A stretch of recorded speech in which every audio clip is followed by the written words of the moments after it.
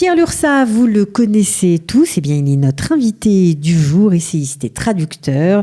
On va parler de son livre qui vient de sortir, mais aussi de son alia. C'est parti. Ils ont relevé le défi de l'alia. Alia Story, c'est vous, c'est nous. Bonjour Pierre Lursa. Bonjour. On est ravis de vous accueillir. Moi aussi. Et ben voilà. Donc, on vous connaît pour différentes activités, différentes casquettes que vous avez. Vous êtes essayiste, traducteur. Vous venez de sortir un livre qui s'appelle Israël, le rêve inachevé. Quelle étape pour le peuple juif? Alors, j'imagine qu'on va vous traitez dans ce livre beaucoup de questions existentielles qui touchent à nos valeurs profondes, à notre identité profonde. Mais on connaît moins votre parcours, vous qui êtes là depuis 25 ans. Ça commence à faire. Depuis 25 ans, oui. Je suis monté en Israël le 1er décembre 93. Donc ça fait tout juste 25 ans. Alors vous êtes sioniste depuis toujours, on va dire ça comme ça. Depuis mon adolescence, mais je crois que j'avais ça dans les gènes puisque ma mère est née à Jérusalem. Alors ça, c'est assez incroyable parce que je crois que 1928, c'est la date de naissance de votre maman. Ça veut dire que ses parents étaient déjà là? Absolument. Ses parents étaient montés de Pologne, tous les deux de famille sioniste. Ils s'étaient rencontrés à Jérusalem, se sont mariés à Jérusalem et donc ma mère est née à Jérusalem et j'ai toujours vu, étant enfant, le portrait de mon grand-père habillé en costume bédouin comme l'étaient les shomrim, les gardes à cheval qui gardaient les moshavot. Parce que c'est ce qu'il faisait. Et absolument, il a fait partie des shomrim, il a fait partie du Gdouda Avoda, le bataillon du travail.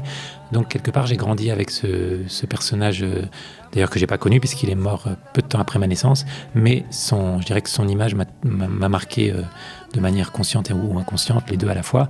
Et effectivement, c'est quelque part quand je suis venu en Israël, je venais un peu sur les traces de mon grand-père, de mon oncle qui était monté en Israël aussi. Oui, et puis vous avez une histoire quand même familiale chargée, puisque votre mère, qui est née à Jérusalem, certes, pour des questions, on va dire, personnelles, familiales, notamment, je crois que votre grand-père avait eu la malaria, ce qui était courant à l'époque.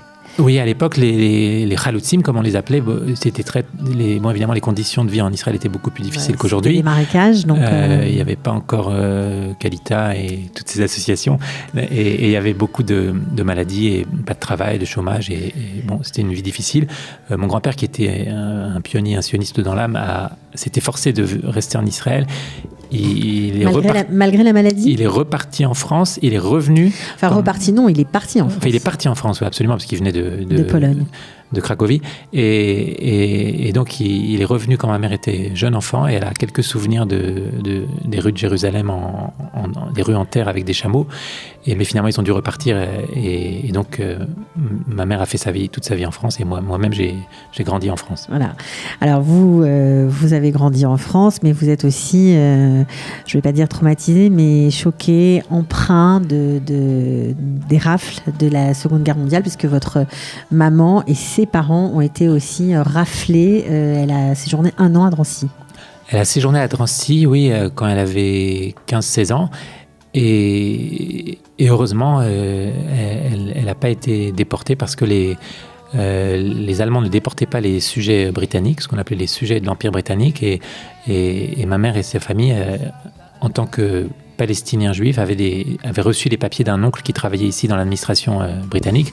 Et donc, c'est ces papiers qui les ont sauvés et donc qui m'ont sauvé moi aussi. Par la force des choses. Ok. Et donc, forcément, ça ne laisse pas indifférent. En plus, vous aviez de la famille ici. Vous parlez de votre oncle qui était arrivé pendant la Seconde Guerre mondiale en Israël, qui est resté, j'imagine. Qui a fait toute sa vie ici, qui était militaire de carrière.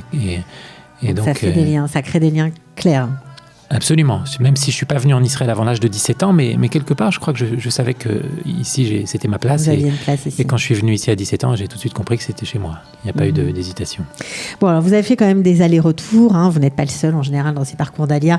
On sent bien que ce n'est pas toujours simple de s'intégrer. Donc, pour des raisons personnelles, peut-être, vous avez dû être contraint de retourner en France. Vous avez étudié en France, d'ailleurs. Oui, non, je suis monté en Israël à l'âge de 27 ans. Donc après mes études, j'ai étudié en France. Je suis arrivé ici, j'ai fait des équivalences de droit. Et après, j'ai vécu en Israël avec des petits passages. Je suis revenu en France pour des raisons personnelles, mais toujours dans le but de revenir en Israël, bien entendu. Oui, c'est chevillé au corps, apparemment chez nous. Alors, chez vous, vous avez travaillé en tant qu'avocat ici. C'était facile d'avoir ces équivalences C'était compliqué. C'était pas facile, mais je crois que c'était moins difficile à l'époque. Il y avait une concurrence peut-être moins rude il y a 25 ans qu'aujourd'hui. Vous savez qu'aujourd'hui, les examens d'avocats sont devenus très difficiles au point que les étudiants israéliens eux-mêmes, je crois que le dernier examen, il n'y a eu que 20% d'admis, au point qu'il y a eu même des recours devant la Cour suprême. Enfin, c'est devenu une véritable saga judiciaire parce que quelque part, la profession, peut-être il y a trop d'avocats et du coup, la profession essaye de fermer les portes. Et donc, finalement, aujourd'hui, c'est devenu difficile à la fois pour les nouveaux immigrants et même pour les Israéliens de souche.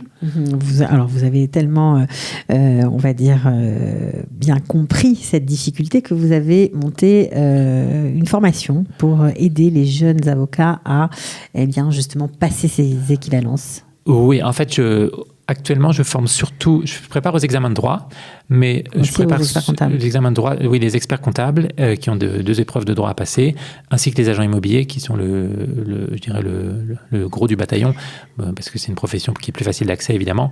Mais donc, je prépare en général aux examens de droit les nouveaux immigrants francophones. Ok. Alors, quelle était pour vous la plus grosse difficulté quand vous avez fait votre alia ? Eh bien, la difficulté, je crois, pour tout Olim, pour tout Olé, c'est d'ordre matériel, évidemment, c'est de trouver sa parnassa, et puis plus généralement de trouver sa place. Et de ce point de vue-là, je pense que pour moi, c'était plus facile parce que j'avais la conviction que ma place était ici. Mais je pense que de manière générale, en tant que, d'après mon expérience professionnelle, qui forme beaucoup de nouveaux immigrants, je crois que parfois, les gens ont du mal à s'intégrer tout simplement parce qu'ils ont du mal à quelque part à renoncer à une part d'eux-mêmes. Ils voudraient être des Français en Israël alors que l'enjeu, c'est de devenir des Israéliens ou des Hébreux, comme disait Manitou. Et donc, pour ça, il faut être prêt à quelques sacrifices. Il faut renoncer à des choses ? Il faut sans doute renoncer à des choses. Si on veut vivre comme des Français en Israël, alors c'est très bien. Mais on ne sera jamais des Israéliens. Il y en a beaucoup qui le font.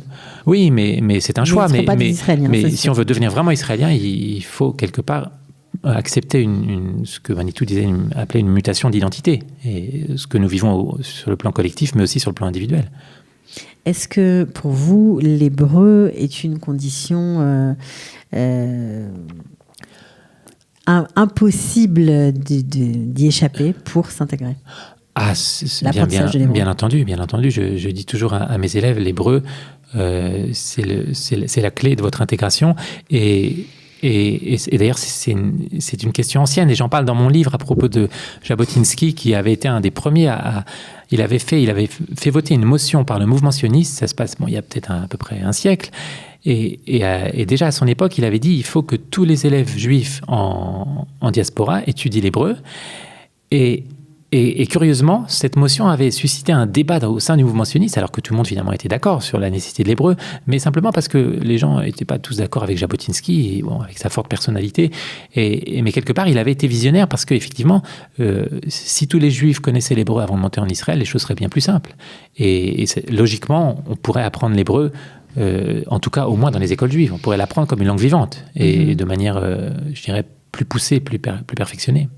Alors justement, on parle de ces questions liées à l'hébreu, de se débarrasser d'une certaine forme d'identité. Quand on est français, qu'on vient ici, il faut s'adapter. Et votre livre aussi parle d'identité, alors plutôt d'identité collective, mais forcément, ça se rejoint. Donc, on comprend bien que ce sont des questions qui vous habitent, qui sont importantes pour notre avenir.